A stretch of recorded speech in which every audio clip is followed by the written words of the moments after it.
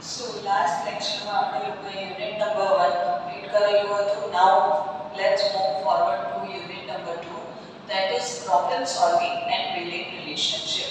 What is problem solving and building relationship? આપણને ખબર છે કે આપણી લાઈફમાં ઘણા બધા પ્રોબ્લેમ્સ આવતા હોય છે, whether it is your personal life, whether it is your professional life, whether you are with your friends, you are with your colleagues, you are with your family, ક્યાંય કોઈ બી જગ્યાએ તમે જાઓ છો, problems are a part of life.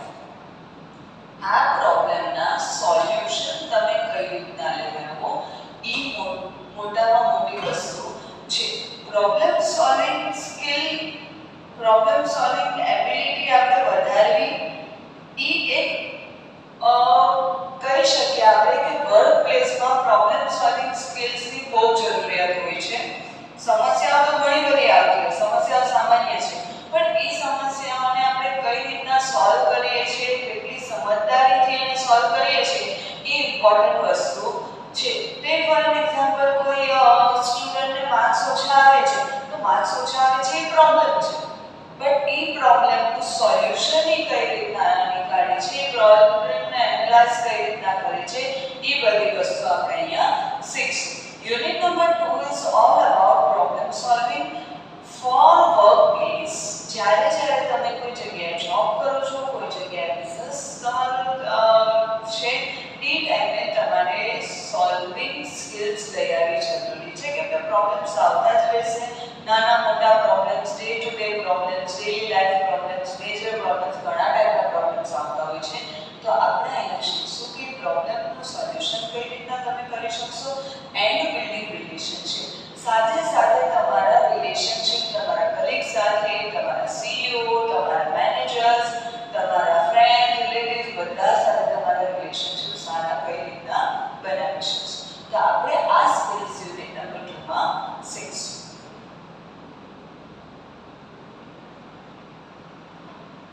Question number 1.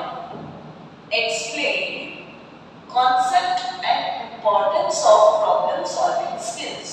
જેમ આપણે શીખ્યા કે પ્રોબ્લેમ સોલ્વિંગ સ્કિલ પહેલા જરૂરિયાત પ્રોબ્લેમ સોલ્વિંગ સ્કિલ્સની બહુ છે. નેક્સ્ટ થિંગ, હવે પ્રોબ્લેમ સોલ્વિંગનો કોન્સેપ્ટ સમજીએ, મીનિંગ સમજીએ. પ્રોબ્લેમ મતલબ શું કે આપણે કોઈ ડિફિકલ્ટીમાં આવી જઈએ છીએ, આપણે કોક એવી વસ્તુઓ થઈ જાય છે આપણા સાથે કે જે વસ્તુમાં આપણે લોકો આપણું કામ અટકાવી દઈએ છીએ. આવા પ્રોબ્લેમ્સ આવતા હોય છે. પ્રોબ્લેમ સોલ્વિંગ આપણે કહી શકીએ કે problem solving skills involve identifying problem, analysing them deeply and finding appropriate and effective solution. Problem શું છે?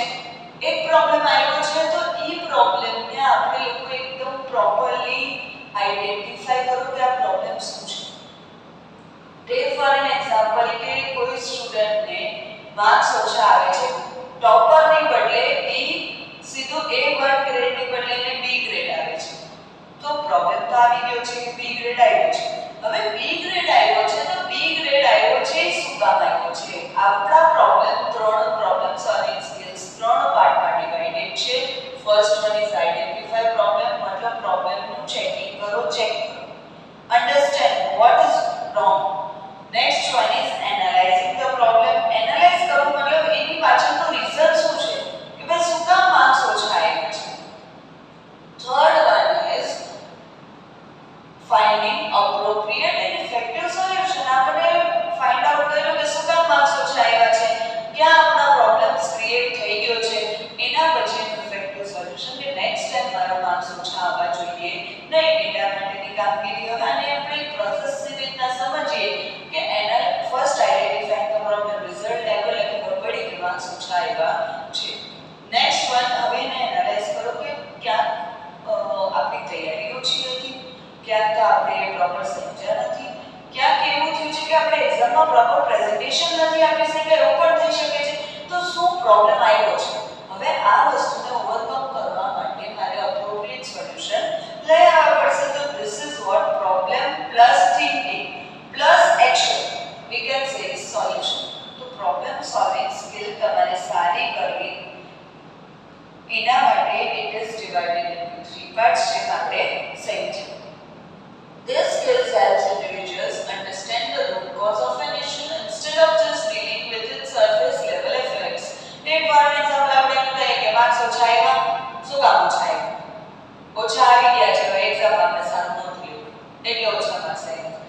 એવું અઝ્યુમ કરવા કરતા આપણે લોકો પ્રોબ્લેમ સોલ્વિંગ સ્કિલ આપણે શું શીખવાડે છે કે આપણે રૂટ કોઝ સુધી જઈએ.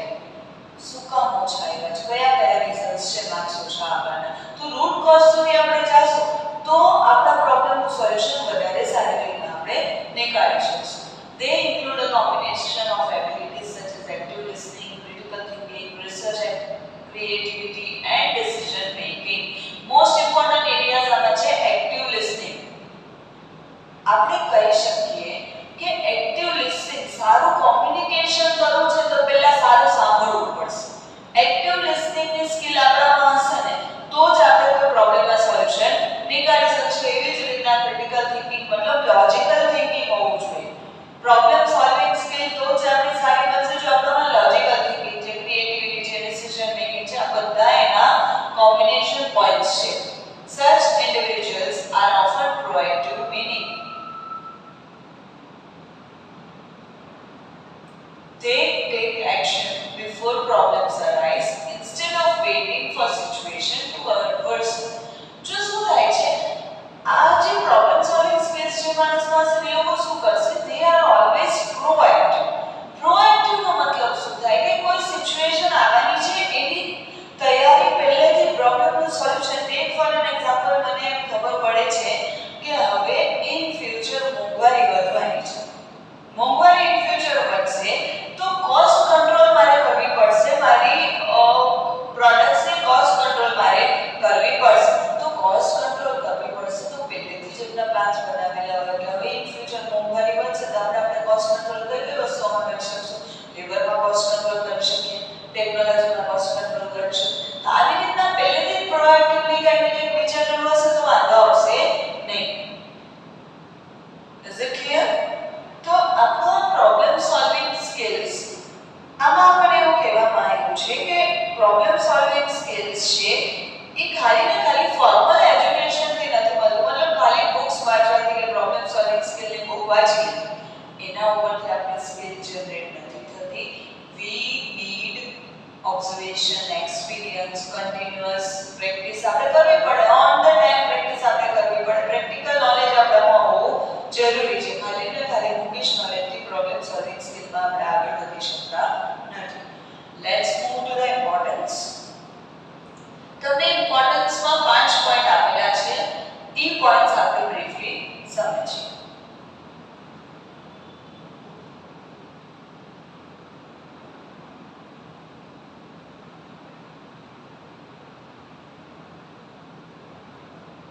First one is effect. Design effective strategies. Strategies નો મતલબ શું થાય? Plans બનાવવા. To make plans. Problem solving skills enable you through design strategies and also implement them in a proper manner. It helps the organization to take action in advance and deal with any kind of uncertainty.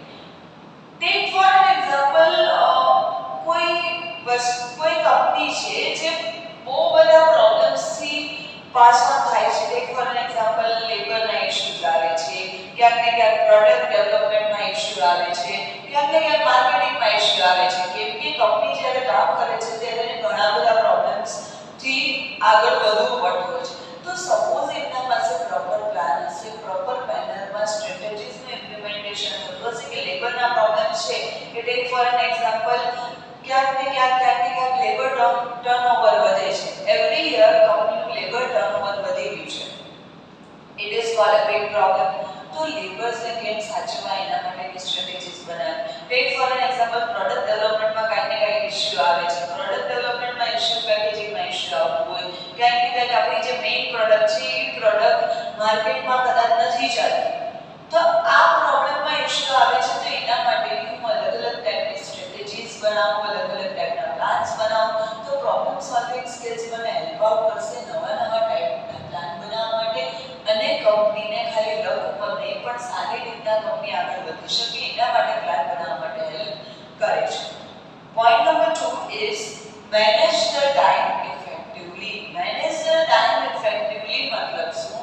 જો આપણામાં problem solving skill છે તો આપણે ટાઈમને effectively manage કરશું. Tech four an example કે આપણને કોલેજમાંથી assignment આપવામાં આવેલું છે.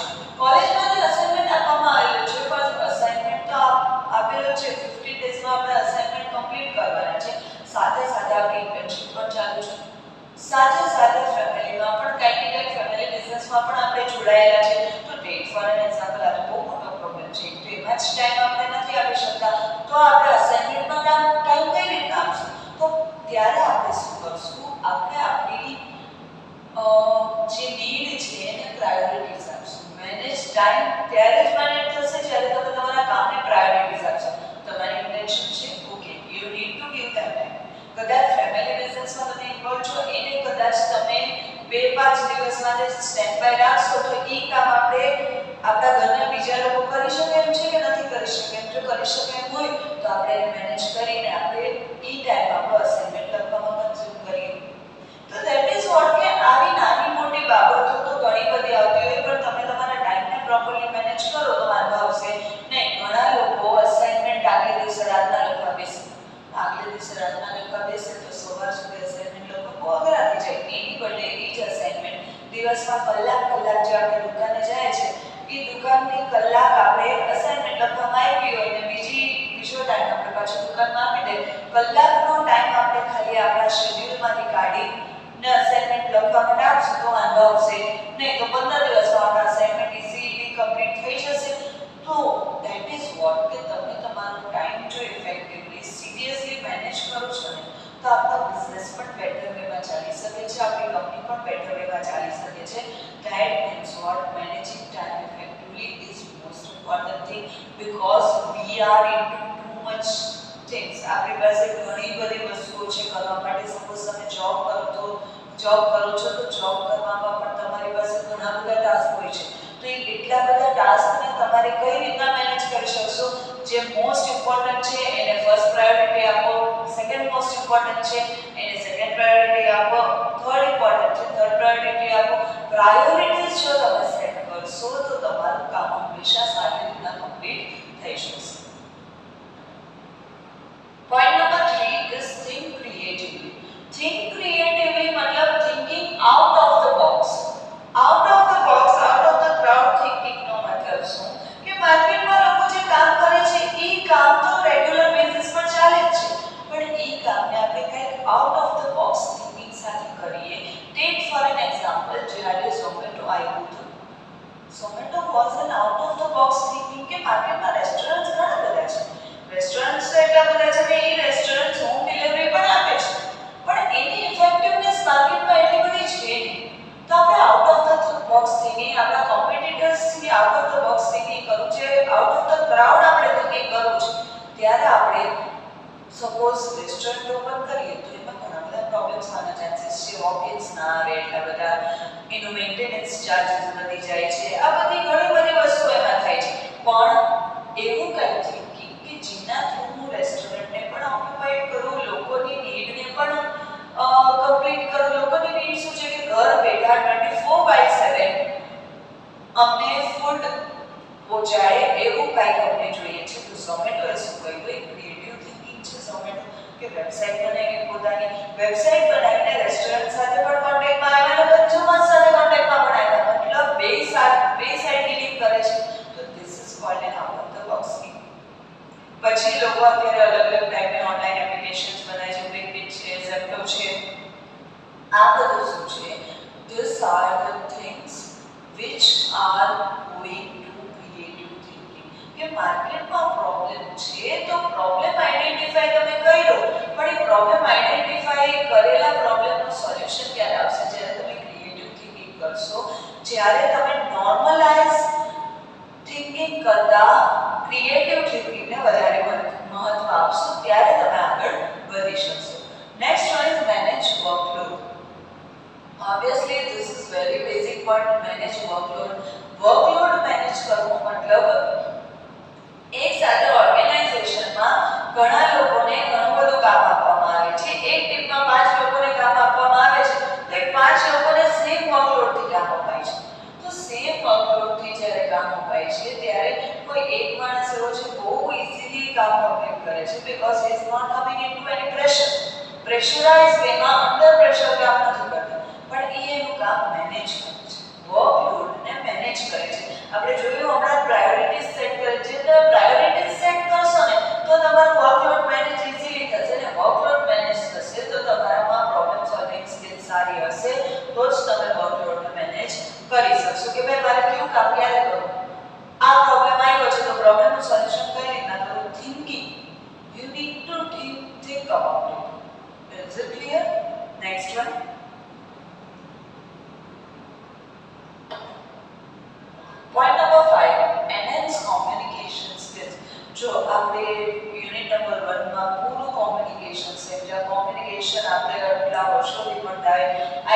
તમે 11th સ્ટાન્ડર્ડ થી OCM ભણો છો, એના પછી બિઝનેસ કોમ્યુનિકેશન ભણ્યા છો, બધા એસ્પેક્ટ્સમાં communication is most important thing.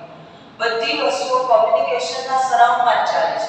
જો તમારા કોમ્યુનિકેશન સ્કિલ સારા હશે તો તમારા પ્રોબ્લેમ સોલ્વિંગ સ્કિલ સારા છે. બે એકબીજાથી ઇન્ટરકનેક્ટેડ છે. જો તમે પ્રોબ્લેમ સોલ્વિંગ સારી રીતના કરતા હશો એનો મતલબ શું કે એન્ટાયર ગ્રુપમાં જ્યારે તમે મેસેજ પાસ ઓન કરો છો તો એ મેસેજને લોકો સમજે છે, એ મેસેજને લોકો સારી રીતના ઇન્સર્ટ કરે છે પોતાના માઇન્ડમાં. તો ઇન્સર્ટ કરે છે તો communication skill, problem solving skills હશે તો કોમ્યુનિકેશન સ્કિલ સારા થવાના ચાન્સીસ છે.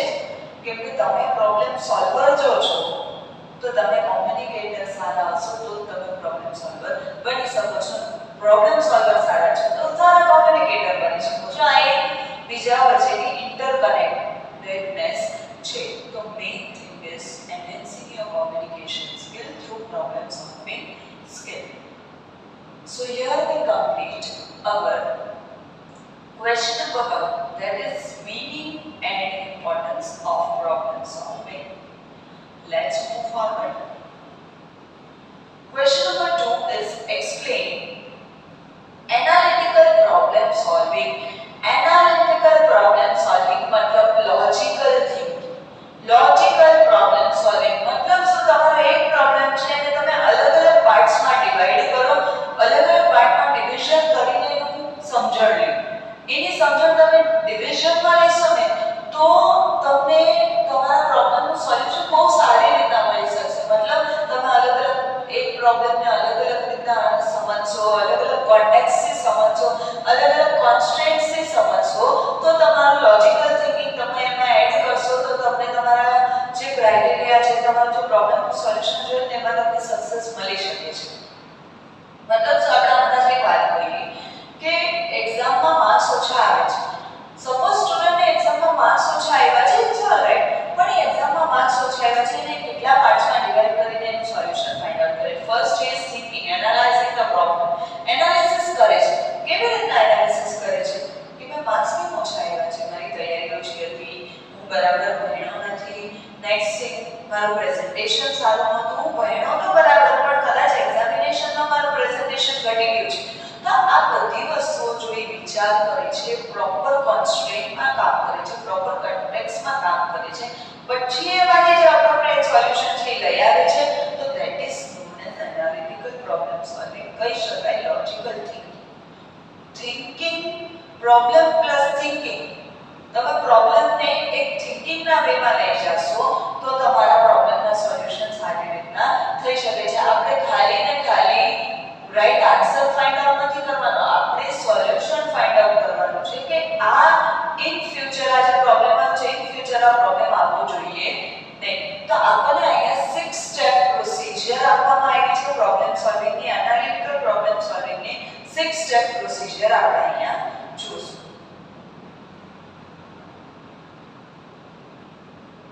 આ 6 સ્ટેપ પ્રોસિજર તમારી સ્ક્રીન પર છે.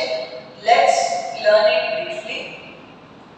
6 સ્ટેપ પ્રોબ્લેમ સોલ્વિંગ પ્રોસિજર. હવે પહેલા તો આપણે એક નોર્મલ એક્ઝામ્પલ સમજીએ. ટેક ફોર એન એક્ઝામ્પલ, કોઈ શોપ છે, કોઈ સુપરમાર્કેટ છે. એ સુપરમાર્કેટમાં પહેલા પ્રોપરલી સેલિંગ ચાલતું હતું પણ લાસ્ટ ફ્યુ મંથ્સ થી એનું સેલિંગ ઘટી ગયું છે, એના કસ્ટમર્સ આવતા બંધ થઈ ગયા છે. Obviously this is a big problem. તો આ problem first point is, first step is define the problem. Define the problem, clearly understand the issue. હવે એ શોપના મેનેજર CEO ને ખબર પડી, એ સુપરમાર્કેટના CEO ને ખબર પડી કે ભાઈ આપણા કસ્ટમર્સ કમ્પેરેટિવલી ફ્યુ મંથ્સના કમ્પેરિઝનમાં આપણા કસ્ટમર્સ ઘટી ચૂક્યા છે, આપણું સેલ્સ ઘટવામાં છે અને સાથે સાથે જ્યારે આપણે આપણા કોમ્પિટિટર્સ જોઈએ છે એમની શોપમાં સેલ્સ બરાબર ચાલી રહ્યું છે પણ આપણી શોપમાં સેલ્સ કેમ ઘટી રહ્યું છે. કમ્પેરેટિવલી આપણું સેલ્સ કેમ ઘટે છે. સેલ્સ ગ્રો થઈ ગયું છે, કસ્ટમર્સ ઓછા આવતા થઈ ગયા છે, બાઇંગ ઘટી ગયું છે. તો defining the problem first step. મેં પ્રોબ્લેમ ડિફાઇન કર્યું. Now come to step number 2. Now find the root cause. Root cause મતલબ કોઈ બી પ્રોબ્લેમ આવે છે ને શું કામ. First thing is why. આપણે કહીશું કે વાય અને અહીંયા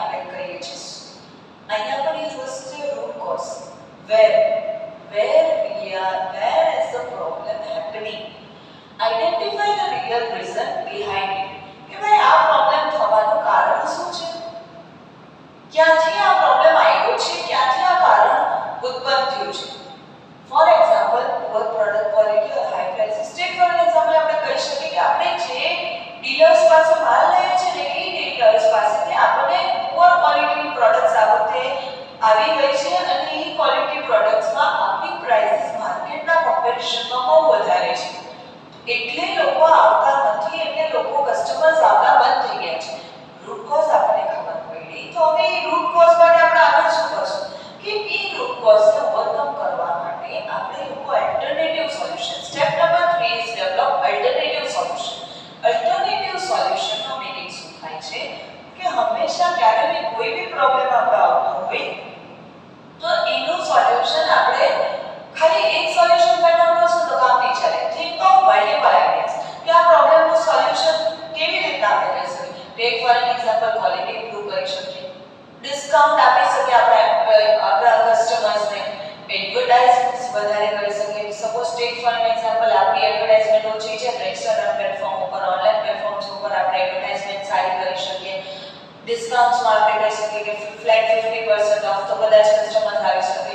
ક્વોલિટી ઇમ્પ્રૂવ કરી શકીએ. આ બધી વસ્તુઓનો આપણા માઇન્ડમાં ઘણા બધા ક્વેશ્ચન્સ, ઘણા બધા આન્સર્સ આવે છે કે એડવર્ટાઇઝ વધારે કરો. પછી આપણે આપણા પ્રોડક્ટ્સને ઓનલાઈન પ્લેટફોર્મ્સ ઉપર લઈ જાય, પછી આપણે આપણા પ્રોડક્ટ્સને ટેક ફોર એક્ઝામ્પલ આપણે લોકોને હોલસેલ માર્કેટમાં લઈ જઈશું. ત્યાં ઘણા બધા અલ્ટરનેટિવ સોલ્યુશન આપણા માઇન્ડમાં આવે છે. Step number 3 alternative solution find કર્યા પછી હવે શું આવે છે કે આપણે step number 4 is select best solution. હવે મેં 3 અલગ અલગ ટાઈપના સોલ્યુશન ફાઇન્ડ આઉટ કર્યા, એમાંથી મારા માટે બેસ્ટ સોલ્યુશન શું છે, પ્રેક્ટિકલ શું છે. પ્રેક્ટિકલ સોલ્યુશન એવું હોય છે ભાઈ મારું વોકિન્સ ઘટી ગયું છે તો મારે જલ્દીથી જલ્દી મારું વોકિન્સ વધારવું છે, મારા શોપમાં કસ્ટમર્સ મારા શોપમાં વધારે લાવ્યા છે, સેલિંગ વધારવું છે, તો એના માટે પ્રેક્ટિકલ સોલ્યુશન આપવા માટે શું હોય, start with better quality plus small discounts. શું કરવાનું, આપણે પહેલા તો આપણે ડીલર્સ સાથે કોમ્યુનિકેટ કરીને બેટર ક્વોલિટીનો સામાન મંગાવીએ અને ડિસ્કાઉન્ટ્સ આપીએ. આપણે સીધા પ્રાઇસીસ નહીં ઘટાડી શકીએ આપણી પ્રોડક્ટના, તો આપણે ડિસ્કાઉન્ટ આપવાનું સ્ટાર્ટ કરીએ. Flat 50% of, flat 40% of, flat 60% of, cell. We can do that. આ વસ્તુ એવી છે કે આપણે પ્રેઝન્ટલી કરી શકશું. હા, આપણે એડવર્ટાઇઝમેન્ટ પણ વધારી શકશું, પણ that is in future. Practically અત્યારે આપણા માટે બેસ્ટ ઓપ્શન શું છે, બેટર ક્વોલિટીના પ્રોડક્ટ્સ આપણને ડિસ્કાઉન્ટ આપો. Than next step number 5 implement the solution. Put the plan into action. મતલબ આપણે જે વિચારેલું છે કે આપણે પ્રોડક્ટ્સ ઇમ્પ્રૂવ કરશું, પ્રોડક્ટ ક્વોલિટી સારી આપશું ને ડિસ્કાઉન્ટ આપશું, તો એને એક્શન પ્લાનમાં કરવું પડશે. આપણે લોકોને કેવું પડશે, we have to launch that products. કે લોકોને કેવું પડશે તમારા પ્રોડક્ટ્સ હવે સારી ક્વોલિટીના અમે લઈ આવ્યા છીએ અને અમે આ ઓફર્સ માર્કેટમાં આપીએ છીએ. હવે સોલ્યુશન આપણે ઇમ્પ્લિમેન્ટ કરી લીધું. 6th one is evaluate the result. evaluate કરવું મતલબ check the solution work. આપણે જે સોલ્યુશન આપેલું છે એ શું પ્રોપર કામ કરેલું છે કે નહીં, પ્રોપર વર્ક કર્યું છે કે નહીં, did the sales increase, આપણું સેલ વધ્યું છે. if not, try another approach. જો આપણું સેલ એટલું કર્યા પછી આપણું સેલ્સ નથી વધ્યું આપણા શોપનું, તો આપણે કંઈક અનધર સોલ્યુશન પર આગળ વધવું પડશે, અનધર અપ્રોચ પર આગળ વધવું પડશે. એન્ડ આપણે લોકોએ 6 સ્ટેપની પ્રોસિજર પાછી એકવાર રિપીટ કરવી પડશે. ઇવેલ્યુએશનનો સ્ટેપ સૌથી ઇમ્પોર્ટન્ટ છે, કેમ કે તમે પ્લાન બનાવી દો છો, પ્લાન બની ગયા પછી પ્લાનનું સોલ્યુશન પણ આપી દો છો. પ્લાનનું સોલ્યુશન અપાઈ ગયું, પણ એ સોલ્યુશનની સાથે સાથે જો એ પ્લાન વર્ક નથી કર્યો તો આપણા માટે નેગેટિવ ઇમ્પેક્ટ કરે છે. મતલબ પ્રોબ્લેમનું સોલ્યુશન ત્યારે થશે જ્યારે તમે એને ચેક કરો છો, ચેક કર્યા પછી એનો ફીડબેક આપો છો તો જ ખબર પડશે. સો here we have completed 6-step procedure of analytical problem solving. તો અહીંયા આપણે આ ક્વેશ્ચન કમ્પ્લીટ કરીએ છીએ. Come to next question. Question number 3. Explain advantages of analytical problem solving. તમે તમારી સ્ક્રીન ઉપર એનાલિટિકલ પ્રોબ્લેમ સોલ્વિંગ જે મેથડ આપણે કરેલી છે, જે પ્રોસેસ આપણે કહીએ એના એડવાન્ટેજીસ આપેલા છે કે શું કામ લોજિકલ થિંકિંગ કરવું જોઈએ, શું કામ એનાલિટિકલ પ્રોબ્લેમ સોલ્વિંગ કરવું જોઈએ, એના બેનિફિટ્સ શું છે. Let's learn. બહુ બેઝિક ટોપિક આપણે અહીંયા આપેલા છે. First one is systematic approach. Problem solving skill, analytical problem solving skill જે છે એના સ્ટેપ્સ એકદમ એની જે પ્રોસિજર છે એકદમ સિસ્ટમેટિક પ્રોસિજર છે. કેવી રીતના કે પહેલા આપણે પ્રોબ્લેમ આઈડેન્ટિફાઈ કરીએ, પ્રોબ્લેમ આઈડેન્ટિફાઈ થઈ ગયા પછી આપણે એનું એનાલિસિસ કરીએ, રૂટ કોઝ ફાઇન્ડ આઉટ કરીએ, રૂટ કોઝ ફાઇન્ડ આઉટ થઈ ગયા પછી અલ્ટરનેટિવ સોલ્યુશન ફાઇન્ડ આઉટ કરીએ. મતલબ શું કરીએ છીએ આપણે અલગ અલગ 6 પાર્ટ્સમાં એને ડિવાઇડ કરીએ છીએ. મીન્સ વોટ ઈ પાર્ટ્સ એવા હોય કે કોમ્પ્લેક્સ પ્રોબ્લેમ છે ને એને એકદમ સિસ્ટમેટિકલી સોલ્યુશન એનું આવી જાય, સ્ટેપ બાય સ્ટેપ સોલ્યુશન આપણે એનું આપી શકીએ. મતલબ શું છે, એડવાન્ટેજ શું છે કે સિસ્ટમેટિક અપ્રોચ છે ને તો આપણે પ્રોબ્લેમનું સોલ્યુશન સારી રીતના લઈ આવી શકશું અને મેનેજેબલ પાર્ટ્સમાં પ્રોબ્લેમનું સોલ્યુશન લઈ આવી શકશું. Next one is objectivity. Objectivity મતલબ આપણો ગોલ. આપણો ગોલ શું છે કે આપણે પ્રોબ્લેમનું સોલ્યુશન સારી રીતના લઈ આવવું છે.